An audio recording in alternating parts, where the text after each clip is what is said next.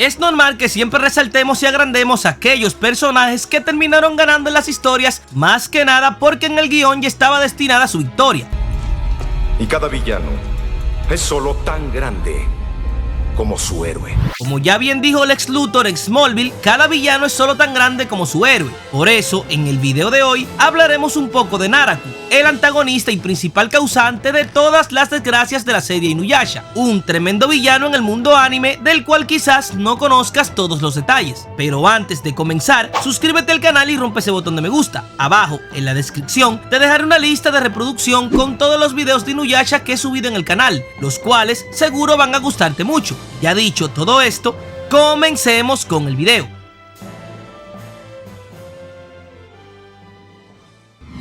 Para comenzar a hablar de Naraku, obligatoriamente tenemos que repasar un poco de la historia del bandido Onigumo, y ya sé que muchos la conocen, pero trataré de agregar detalles en este cuento que quizás ustedes no sepan. ¿Kikyo? No es ella. Esa mujer murió hace 50 años. Empecemos diciendo que Onigumo era un criminal que hacía todo tipo de fechorías junto con Rasetsu, otro bandido que tenía más seguidores y al cual finalmente terminó traicionando para tomar el control de los bandidos que lo seguían. Pero las cosas no iban a salirle del todo bien, pues resulta que Rasetsu era más hábil líder que él y terminó devolviéndole la jugada a Onigumo, lanzándole una bomba cuando se encontraba en un burdel en busca del delicioso. Ese malagradecido de Onigumo lo único que quería era robarse a todos mis hombres. Aún así él sobrevivió, pero quedó en muy mal estado, así que para darle el golpe de gracia lo empaquetaron en una alfombra y lo lanzaron por un acantilado. Luego de esto es encontrado por la bella Kikyo, quien con sus buenas intenciones intentó salvarle la vida a este delincuente, el cual poco a poco en cada cuidado empezaría a enamorarse de ella, haciendo que lamentara estar paralítico y que según sus pensamientos era el único motivo por el cual no se podía ligar a Kikyo. El tipo deseó tanto ese delicioso deseo que decidió pedirle a los demonios que tomaran el control de su cuerpo a cambio de volverse a mover, para así poder conquistar el corazón de la sacerdotisa. ¡Ay, cabrón! ¡Cóbanme para brindarme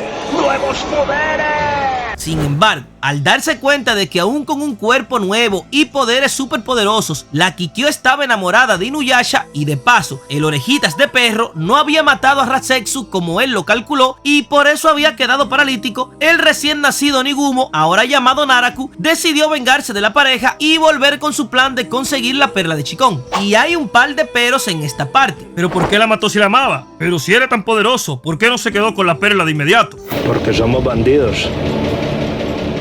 Onigumo realmente fue engañado por los demonios. Él pensaba que tendría el control de sus sentimientos por Kikyo. Sin embargo, los demonios habían tomado el control casi completamente y buscaban la manera de que Naraku no tuviera los sentimientos de Onigumo. Por eso, constantemente en la serie, Naraku buscaba la manera de eliminar las partes que ya no fuera necesitando, tratando siempre de conseguir su propia existencia sin la presencia de los sentimientos del bandido Onigumo. Apuesto a que no soportarías morir sin antes saber cuál es la razón por la que tu enemigo te detesta. No tomó la perla de Chikón de inmediato porque necesitaba que ésta estuviera contaminada, cosa que logró cuando le tendió la trampa que acabó con la vida de Kikyo. Pero como ésta se llevó la perla a la tumba y desapareció con ella, nunca pudo conseguirla. Un dato muy curioso es que después de la muerte de la sacerdotisa, Naraku vagó por la época feudal como un demonio normal, poderoso claramente, pero sin metas que cumplir. Es durante este tiempo que conoce un monje que está tratando de purificarlo, cosa que claramente no logró, pero como es clásico y ya conocido en Naraku, le termina tirando una maldición. Me dio la impresión como si una fuerte ventisca me empujara, la cual después de su muerte se extiende hasta los miembros de su familia, tratándose del agujero negro, maldición icónicamente conocida por ser el poder del monje Miroku, pero que comenzó con su abuelo. Como un dato adicional, en los perfiles de Inuyasha, datos que vienen de parte de la misma Rumiko Takahashi, ella confirma que si no hay cosas que eviten el desarrollo del agujero negro, este tiene un poco más de poder que el famoso viento cortante de Inuyasha, ya que tiene incluso un poco más de alcance destructivo. Parece un hoyo negro. Esto es mucho más que un poder espiritual. Regresando con Naraku, cuando la perla de Chikón regresa a la época feudal con la llegada de Kagome o Aome para los más fans, los planes del malvado Naraku también son reanudados, comenzando con la serie de desmadres que ya ustedes saben bien que pasan. Entre sus grandes destrozadas de vidas en la serie se pueden resaltar algunas: la muerte de Kikyo, el congelamiento de Inuyasha, la destrucción del clan de los exterminadores de monstruos, la muerte del abuelo y el padre de Miroku, culpa del agujero negro, la la masacre al clan de los lobos, entre otras muchas manipulaciones que hacía de vez en cuando para joder un poco más la historia. ¿Usted qué está hablando, Pablo? Por Dios. Está llevado, Patico. Ese hombre está llevado. Naraku, con todos estos planes y maldades, llegó a obtener la perla de Shikon por completo, aunque en el camino también fue evolucionando y teniendo hijos, los cuales se sacaba de las nalgas cada vez que necesitaba joder la existencia de alguien. Casi toda la descendencia de Naraku fue famosa en Inuyasha, y si empiezo a nombrarlas una por una se me va a ir todo el video en esto. Las más destacadas y queridas por los fans fueron sin duda Kagura y Kana, aunque más adelante, si ustedes son bien insistentes en los comentarios, puedo hacer un top de las extensiones de Naraku. Pero ahora, regresando con Naraku, hay algunas dudas sobre su derrota, que si lo mató el Sessho, que si en realidad lo eliminó Inuyasha. Pues aquí les voy a contar la verdad. Ahora sí viene lo chido. Cuando el malvado Naraku consiguió oscurecer completamente la perla de Shikon, fusionó su cuerpo y su alma con ella, y cuando estaba a punto de ser derrotado por los hijos del perro comandante, Sesshomaru destroza su cuerpo con el colmillo explosivo, e Inuyasha, usando el colmillo de acero, envía lo que queda de su cuerpo a otra dimensión. Por eso, muchas personas le atribuyen su derrota a los hermanos perro, pero penosamente, la cosa nunca fue tan fácil. El alma de Naraku se había fusionado con la perla de Shikon, incluso la perla oscurecida le cumplió su deseo, solo que aquí pasó algo parecido al tema de Madara Uchiha con Kaguya. ¡Son mamadas! ¡Son mamadas! ¡Son mamadas! La perla de Shikon no pudo conceder tu verdadero deseo, ¿verdad? Lo único que quería era ser el dueño del corazón de Kikyo.